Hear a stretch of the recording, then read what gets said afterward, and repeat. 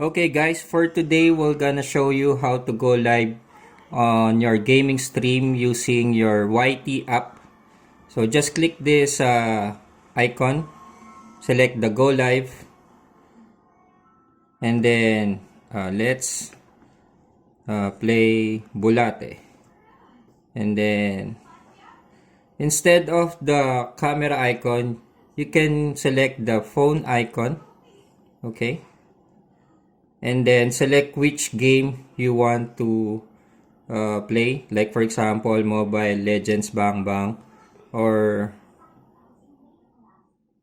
for me I will play the Worm Zone. And of course you can select if it's not made for kids, and of course your advanced settings to have it monetized. Okay, and that's it.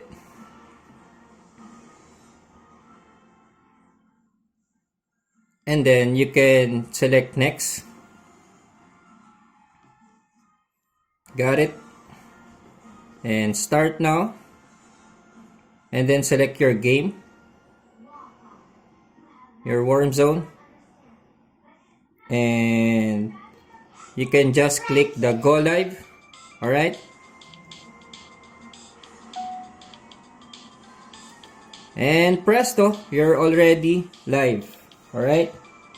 Okay, that's it. Hope you learned from it. If this is your first time visiting my YouTube channel, please do subscribe and like this video. Okay? Bye-bye.